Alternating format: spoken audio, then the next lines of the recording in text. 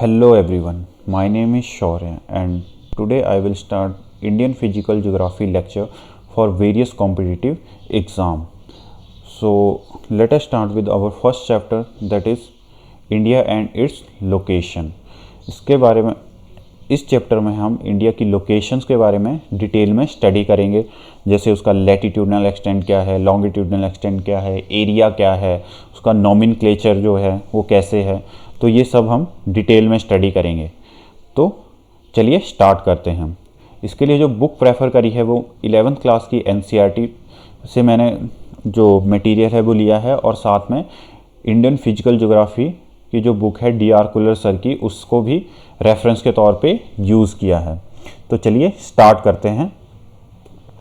सबसे पहले इंट्रोडक्शन वाला पार्ट, इंडिया के बारे में हम थोड़ा सा इंट्रोडक्शन देख लेते हैं। तो India is a country of great geographical extent. India एक ऐसी कंट्री है जिसका बहुत ही वास्ट जियोग्राफिकल एक्सटेंट है, बहुत ज़्यादा है। अगर हम ईस्ट से वेस्ट देखें, नॉर्थ से साउथ तक देखें तो ये बहुत ज़्यादा है, हम मैप में अभी देख लेंगे, ठीक है। It cover a large area from Himalaya in north. India कहाँ तक एक्सटेंड करता है? नॉर्थ में हिमालय तक, और सदर्न साइड में जाएं तो जो इंडियन ओशन है उसके तट तक जाता है, ठीक है। तो बहुत वास्ट एक्सटेंशन है। It belong to the Asian continent. Asian continent की कंट्री है, और ये एशिया जो है वर्ल्ड का लार्जेस्ट कॉन्टिनेंट है। तो मतलब इंडिया कहाँ पे एग्जिस्ट करता है? एशियन कॉन्टिनेंट में, ठीक है। अभी हम इस कॉन्टिनेंट्स के बारे में डिटेल में स्टडी करेंगे जब हम वर्ल्ड ज्योग्राफी के बारे में पढ़ेंगे और मैपिंग करेंगे, तब डिटेल में स्टडी करेंगे एशिया के बारे में, अफ्रीका के बारे में। पर अभी हम देख लेते हैं कि 7 कॉन्टिनेंट कौन कौन से हैं। तो सबसे बड़ा है एशिया, सेकंड आता है अफ्रीका, फिर आता है नॉर्थ अमेरिका, फिर आता है साउथ अमेरिका, फिर अंटार्कटिका, उसके बाद यूरोप आता है, और लास्ट में आता है ऑस्ट्रेलिया, ठीक है। तो ये 7 कॉन्टिनेंट हैं। इसमें इंडिया कहाँ एग्जिस्ट करता है? एशियन कॉन्टिनेंट में एग्जिस्ट करता है, ठीक है। India encompasses the vast area of diverse land mass. अब इतना बड़ा ज्योग्राफिकल एक्सटेंट है इंडिया का, तो इसमें क्या है? बहुत ही डाइवर्स लैंड मास है, ठीक है। जैसे अगर नॉर्थ में देखेंगे तो बहुत हाई माउंटेन रेंजेस दिखेंगी हिमालयास की, उससे नीचे जाएंगे तो इंडो गैंजेटिक प्लेन मिलेंगे, प्लेन एरिया मिलेगा, जैसे यूपी, बिहार, पंजाब, हरियाणा, ये सारे प्लेन्स एरिया हैं, बहुत समतल मैदान हैं, ठीक है। इनके बारे में फिजियोग्राफी ऑफ इंडिया में डिटेल में स्टडी करते हैं, हम सब पढ़ेंगे।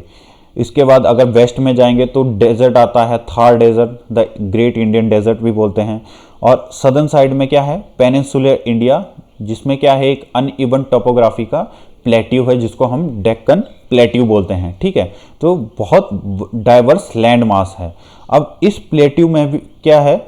ये प्लेट्यू क्या है? Surrounded by eastern coastal plain और वेस्टर्न कोस्टल प्लेन।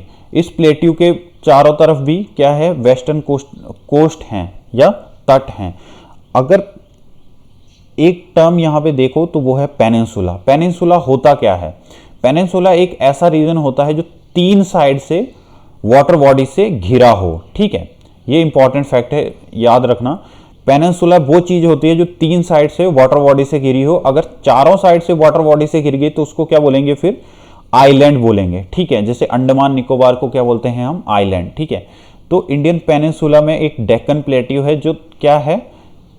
दोनों साइड से कोस्ट से घिरा हुआ है, उसके चारों तरफ तट है, ठीक है। इस तरह से जो मैंने मार्क किया है, ये वाला एरिया, ये एक कोस्टल एरिया है, ठीक है। और यहाँ पे बीच में पड़ता है Deccan plateau. Due to this its diversity, इतनी ज़्यादा वास्ट डाइवर्सिटी होने की वजह से India is considered to be a subcontinent, एक छोटा उप महाद्वीप इसको बोलते हैं, ठीक है। अब डाइवर्सिटी किस किस चीज़ में है? देखो, अगर कल्चर की में डाइवर्सिटी देखें, फिर लैंग्वेज में भी बहुत ज़्यादा डाइवर्सिटी है, वाइल्ड लाइफ में बहुत ज़्यादा डाइवर्सिटी है, वेजिटेशन में बहुत ज़्यादा बायोडाइवर्सिटी है। अब अगर मैं वेजिटेशन की बात करूं तो जो पेड़ हमें कहाँ पे, अगर हम हिमालयस में देखेंगे वो हमें सदर्न साइड में नहीं मिलेंगे। अगर एप्पल के ट्री देखने हो तो हिमाचल और जम्मू कश्मीर ही आना पड़ेगा।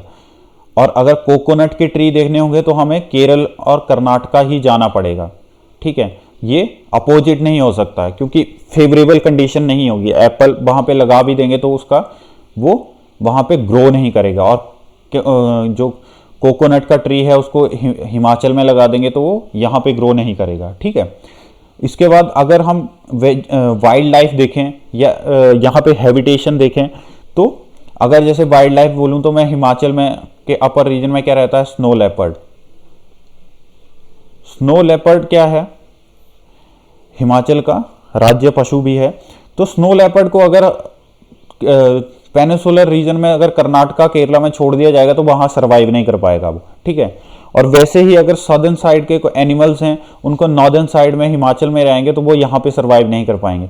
तो वेजिटेशन और जो वाइल्ड लाइफ है वो अकॉर्डिंग टू लैंड मास या उसके डाइवर्स नेचर की वजह से जो उसका एक कंडीशन होती है उसके अकॉर्डिंग ग्रो करते हैं। फिर लैंग्वेजेस, आपको पता है इंडिया में इतनी सारी लैंग्वेजेस हैं, हर स्टेट की एक अलग लैंग्वेज है और एक हर पर्टिकुलर स्टेट में भी बहुत सारी लैंग्वेजेस का डिफरेंस आ जाता है, डायलेक्ट चेंज हो जाते हैं, एक्सेंट चेंज हो जाता है बोलने का। ठीक है, और कल्चर, बहुत डिफरेंट कल्चर हैं, जो रिचुअल्स हैं, ट्रेडिशंस हैं, वो बहुत डिफरेंट हैं। जैसे टेम्पल की हम बात ले लें तो वहाँ पे अगर हिंदू कम्युनिटी में टेम्पल्स के स्ट्रक्चर की बात करें तो नॉर्दर्न साइड में अलग तरह के टेम्पल्स देखने को मिलेंगे, नागरा स्टाइल होता है, सदर्न साइड में जाएंगे द्रविड़ स्टाइल होता है। तो इन सब चीज़ों में बहुत डाइवर्सिटी है इंडिया में, इसलिए इसको एक सब कॉन्टिनेंट बोला जाता है। इसके बाद इंडिया की लोकेशन मैप पे देख लेते हैं। अब मैप में लोकेशन देखने से पहले दो चीज़ें इंपॉर्टेंट होती हैं, दो टर्म्स आती हैं। एक आती है लैटिट्यूड, दूसरी आती है लॉन्गिट्यूड। ये दो टर्म्स जो हैं इनके बारे में हम यहाँ पे बेसिक पढ़ेंगे, और इनके बारे में जब हम डिटेल में स्टडी करते हैं, जब हम फिजिकल ज्योग्राफी पढ़ते हैं या वर्ल्ड ज्योग्राफी पढ़ते हैं, तो यहाँ पे इनका बहुत इम्पॉर्टेंट रोल आता है। सबसे इम्पॉर्टेंट रोल डे नाइट के चेंजेस में और सीजनल चेंजेस में इम्पैक्ट होता है, उसके बारे में हम स्टडी करते हैं। तो अभी बहुत ही बेसिक टर्म में देख लो कि होता क्या है। अगर ये हमारी अर्थ है तो हम किसी भी पर्टिकुलर चीज़ की, जैसे इंडिया की लोकेशन ही फाइंड करनी है तो हम ऐसे फाइंड नहीं कर सकते हैं। हमने अपनी सहूलियत के लिए इन लैटिट्यूड और लॉन्गिट्यूड को ड्रॉ किया, जिसकी वजह से हमें एग्जैक्ट लोकेशन मिल पाती है। जैसे इंडिया जो कंट्री है उसकी क्या लोकेशन है, तो ये हम जानेंगे कि कैसे। तो अगर मैं अर्थ को बिल्कुल सेंटर से मतलब एक लाइन खींच दूं, ये लाइन नहीं है एक्चुअल में, एक सर्कल है, इस तरह से पूरा अर्थ पे खींचा हुआ है इस तरह से, तो इसको बोला जाता है 0 डिग्री। और इसी की तरह हम यहाँ पे अगर सेंटर माने तो यहाँ से अगर लाइन हर 1 डिग्री पे खींचे जाए तो 90 डिग्री तक जाते जाते 90 लैटिट्यूड खींच सकते हैं। ठीक है, और इसके बाद नहीं खींच सकते, नहीं तो फिर वहीं पे लाइन कॉन्साइड होने लग जाएंगी।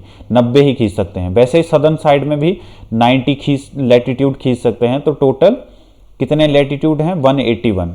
पहली बात तो ये ध्यान में रखनी है।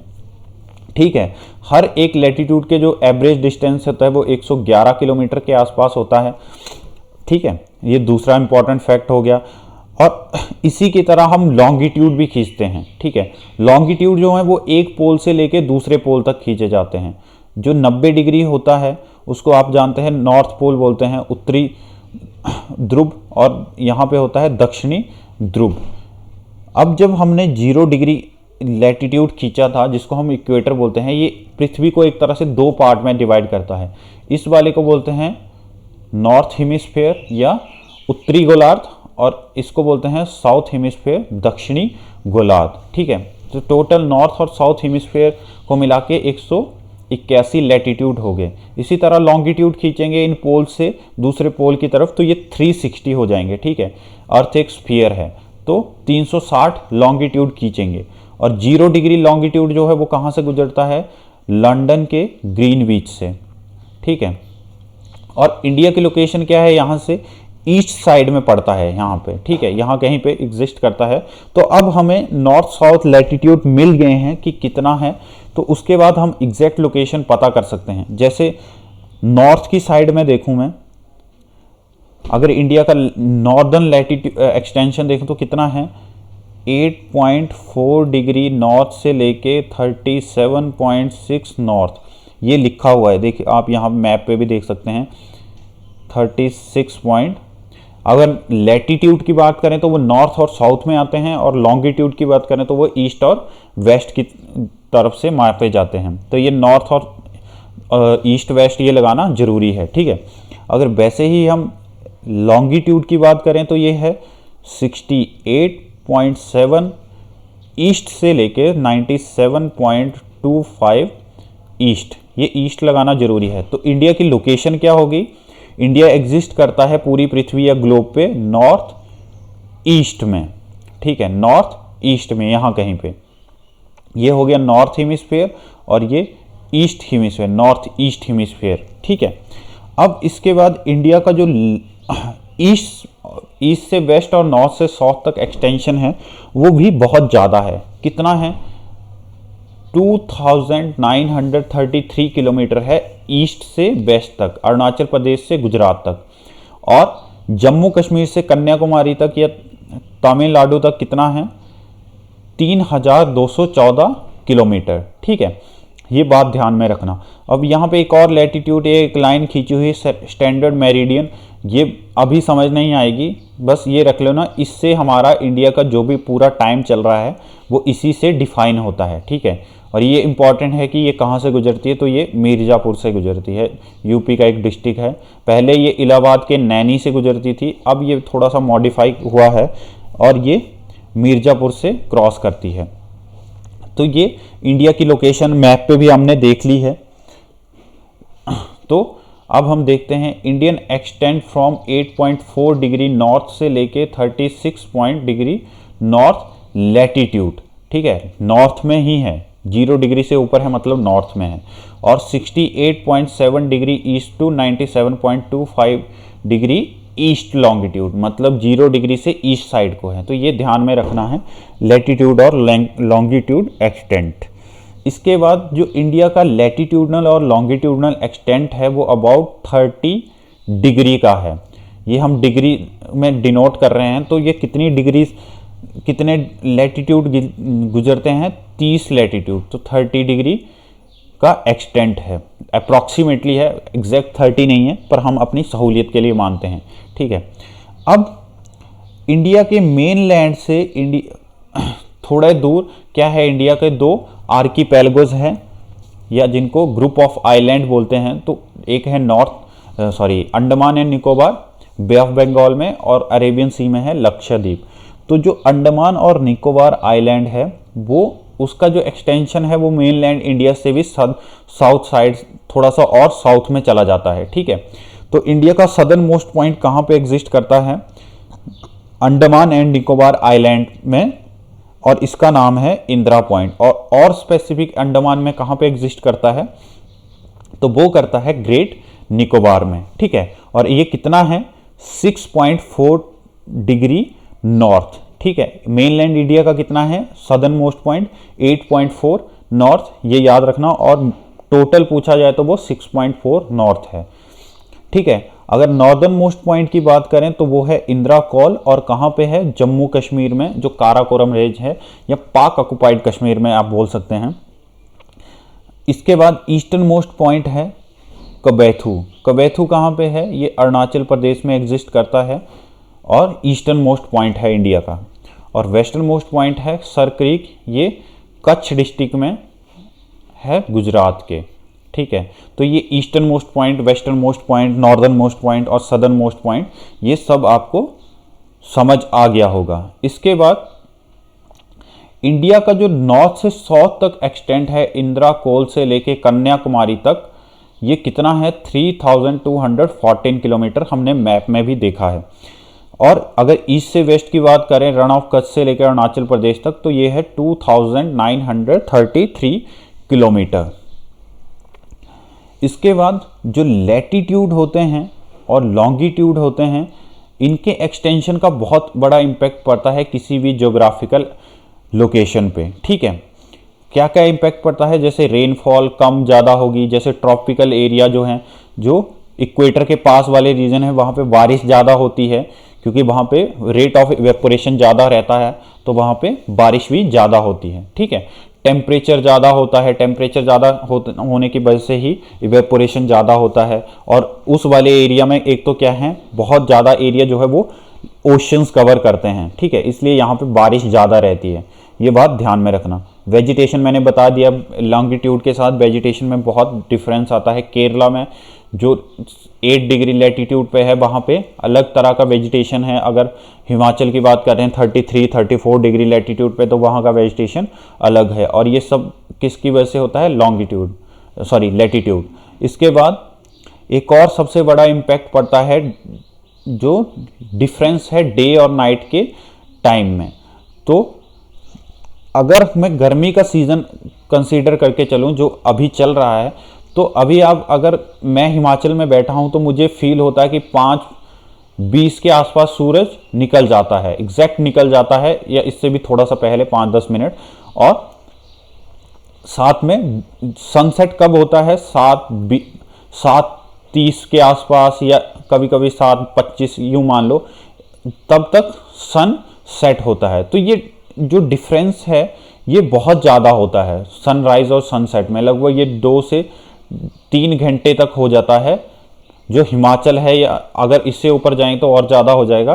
पर अगर केरला की बात करें तो ये हार्डली 45 मिनट का होगा। मतलब अगर दिन और रात का डिफरेंस देखेंगे तो वो 45 मिनट का होगा। जैसे 13 घंटे की रात हो गई तो 11 घंटे का दिन होगा समर टाइम में। अगर विंटर में देखें तो 13 घंटे की रात हो जाएगी और 11 घंटे का दिन हो जाएगा, वाइस वर्सा। तो छोटा, मतलब ये डिफरेंस कम होता है। अगर हम लेह लद्दाख में चले जाएं तो ये डिफरेंस 4-4 घंटे का हो जाता है। ठीक है, तो हम जब सीजन्स पढ़ेंगे, सीजन्स के बारे में, तो आपको पता डिटेल में पता चल जाएगा कि कब सबसे लंबा दिन होता है। 21 जून को नॉर्थ हेमिस्फेयर का सबसे लंबा दिन होता है, और 22 दिसंबर को सबसे लंबी रात होती है नॉर्दर्न हेमिस्फेयर में। तो ये सब बातें आपको ध्यान में रखनी है। ठीक है, अभी सिर्फ दिमाग में रखनी है, जब वर्ल्ड ज्योग्राफी पढ़ेंगे तो आपको ये बहुत अच्छे से क्लियर होगा।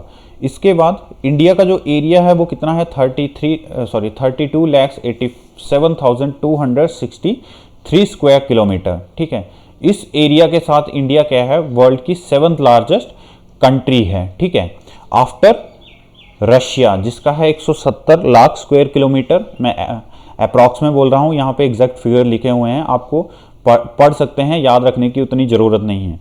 सेकंड पे आता है Canada 99 lakh square kilometre, USA आता है 96 लाख स्क्वायर किलोमीटर, चाइना आता है 95 लाख स्क्वायर किलोमीटर, ब्राज़ील आता है 85 लाख स्क्वायर किलोमीटर, और लास्ट में आता है ऑस्ट्रेलिया 76 लाख स्क्वायर किलोमीटर।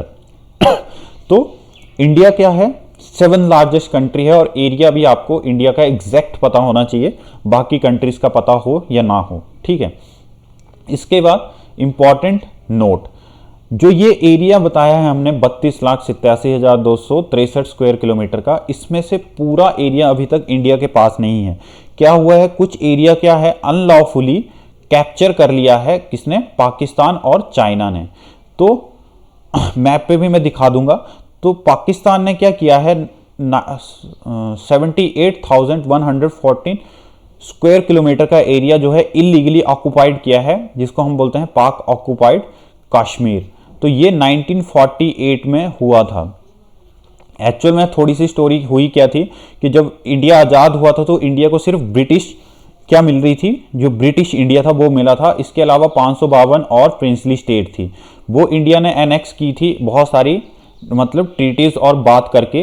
पर 3 स्टेट्स ऐसी थी, या प्रिंसली स्टेट, जो बात नहीं मान रही थी, उन पे बहुत फोर्सफुली करना पड़ा था। वहाँ के निज़ाम हो गए, हैदराबाद के, जूनागढ़ के जो किंग था वो हो गया, और जम्मू कश्मीर का। तो ये 3 रियासतें थी। तो जम्मू कश्मीर वाली जो रियासत थी उसके किंग इंडिपेंडेंट रहना चाहते थे, हरी सिंह, ना पाकिस्तान के साइड जाना चाहते थे, ना चाइना के साइड जाना, मतलब इंडिया के पास आना चाहते थे।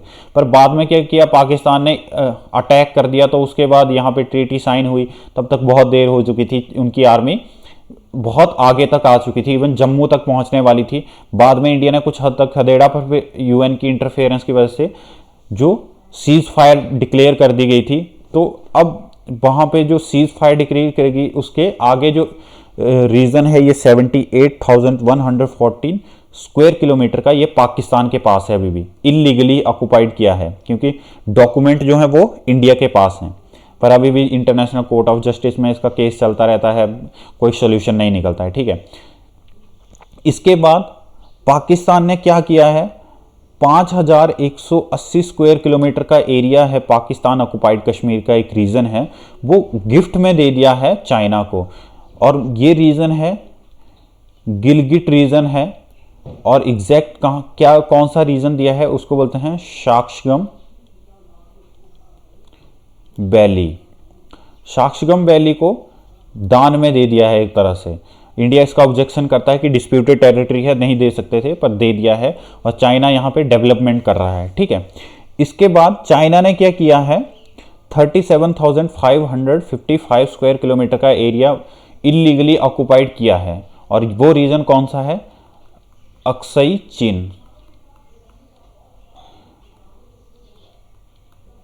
अक्साई चीन जो है वो 1962 के वॉर में इंडिया से छीन लिया था चाइना ने। अगर मैं मैप में भी आपको दिखाऊं तो डिटेल में आपको थोड़ा समझ आ जाएगा कि कहाँ पे है। तो यहाँ पे एक रीजन आता है जिसको बोलते हैं सिएचिन ग्लेशियर। ये सिएचिन ग्लेशियर क्या है, दुनिया की हाईएस्ट बैटलफील्ड है, इससे हाइट पे कोई भी आर्मी नहीं रहती है। ये लगभग 17,000 फीट से लेके 18,000 फीट की हाइट पे इंडियन आर्मी यहाँ पे रहती है, और पाकिस्तान आर्मी। तो इस यहाँ से एक लाइन खींच दो यहाँ तक, जम्मू कश्मीर तक, तो ये वाला हिस्सा है पाक ऑक्युपाइड कश्मीर। ठीक है, और इस सिएचिन ग्लेशियर से अगर ईस्ट साइड में एक लाइन खींच दो तो यहाँ पे ये वाला रीजन है अक्साई चीन, जो 1962 के वॉर में इंडिया से छीन लिया था चाइना ने। और यहाँ पे जो मैं साक्ष्यगम वैली की बात कर रहा था, तो ये यहाँ पे ये वाला रीजन है जिसको मैं डार्क कर रहा हूँ, या ये वाला रीजन, इसको बोलते हैं साक्ष्यगम वैली। तो यहाँ से आपको पता है चाइना पाकिस्तान इकोनॉमिक कॉरिडोर बन रहा है, वो यहाँ से ही क्रॉस करता है। तो इतना एरिया जम्मू एंड कश्मीर का, या अब बोल सकते हैं जम्मू कश्मीर जो टेरिटरी है और लद्दाख टेरिटरी, उसको कब्जा किया हुआ है। और इन दो लाइंस के नाम भी हैं, जो पाकिस्तान के साथ है उसको बोलते हैं LOC, और जो चाइना के साथ है उसको बोलते हैं LAC, लाइन ऑफ कंट्रोल और लाइन ऑफ एक्चुअल कंट्रोल। तो ये ध्यान में रखना पूरी कहानी। इसके बाद आता है इंडिया क्या करता है, account 2.4% of total land surface of the world. India जितना भी पूरा लैंड मास है इस अर्थ पे, उसका 2.4% एरिया कवर करता है। ठीक है, और पॉपुलेशन कितनी करता है, 17% के आसपास। ठीक है, तो इंडिया क्या है, ओवर पॉपुलेटेड कंट्री है। अभी हम पॉपुलेशन पे नहीं जाएंगे, ये ह्यूमन ज्योग्राफी का पार्ट है, जिसमें हम पढ़ेंगे, सेंसेक्स के बारे में पढ़ेंगे, literacy rate, fertility rate, mortality rate, ये सब हम डिटेल में पढ़ेंगे। तो उसके लिए इसको तब के लिए छोड़ देते हैं। अभी हम लैंड मास की बात करते हैं, लैंड सरफेस की बात करते हैं। तो इंडिया कितना 2.4% कवर करता है। इसके बाद क्या है कि जो अर्थ है उसके ऊपर जो लैटिट्यूड खींचे गए हैं, उनमें से कुछ लैटिट्यूड इंपॉर्टेंस रखते हैं और उनको हमने कुछ नाम दे दिया है। तो 0 डिग्री पे क्या मैंने बताया था, उसको बोलते हैं इक्वेटर। ठीक है, यह विषुवत रेखा, मैं हिंदी में भी बोलता चलूंगा इनका नाम। फिर अगर इससे हम नॉर्थ की साइड को जाएंगे 23 डिग्री एंड हाफ नॉर्थ, तो यहाँ पे एक इंपॉर्टेंट लाइन आती है जिसको बोलते हैं ट्रॉपिक ऑफ कैंसर। तो ट्रॉपिक ऑफ कैंसर को हिंदी में बोलते हैं कर्क रेखा, और ये 23.5 डिग्री से क्रॉस करती है ये लैटिट्यूड। और इंडिया से एकमात्र लैटिट्यूड है इनमें से जो क्रॉस करता है, जो इंपॉर्टेंट लैटिट्यूड है। इसके बाद 66.5 डिग्री नॉर्थ में एक और लैटिट्यूड आता है जिसको बोलते हैं आर्कटिक सर्कल।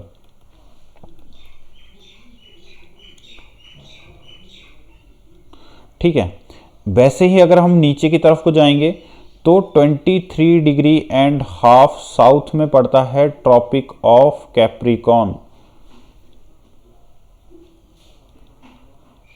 ठीक है, और ये इसलिए इंपॉर्टेंट है कि जो सन की वर्टिकल रेज है सिर्फ यहीं तक मूव करती हैं, ट्रॉपिक ऑफ कैंसर से लेकर ट्रॉपिक ऑफ कैप्रिकॉर्न तक। ठीक है, इसके बारे में हम पढ़ेंगे, टेंशन नहीं है ना, आप सब कवर कर लेंगे हम धीरे धीरे। और 66 पे क्या आता है, 66.5 डिग्री साउथ में अंटार्कटिक सर्कल। ठीक है, तो इंडिया से कौन सी गुजर रही है लाइन अभी, ट्रॉपिक ऑफ कैंसर, तो हमें इसी से मतलब है। Tropic of cancer passes through the middle of the country, ये बिल्कुल बीच में से क्रॉस कर जाती है इंडिया के, और 30 डिग्री का डिवीजन है इंडिया का, तो ये क्या करती है, dividing into 2 half of the, और 15-15 डिग्री के हिस्से में इंडिया को डिवाइड कर देती है। बिल्कुल बीच में से जाती है तो 15 डिग्री ऊपर रह जाता है, 15 डिग्री नीचे।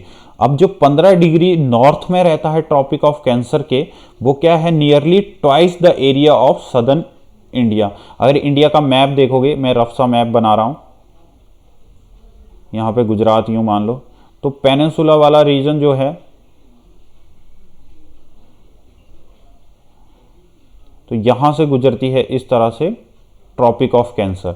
ठीक है, कितने स्टेट से गुजरती है ये सब हम डिटेल में पढ़ेंगे अगले लेक्चर में, पर ये वाला एरिया जो है वो ट्वाइस है एज कंपेयर टू ये, क्योंकि पता चल रहा है पेनिनसुला है, पतला होता जाता है, नैरो होता जाता है सदर्न साइड की तरफ को। ठीक है, तो ये बात ध्यान में रखना।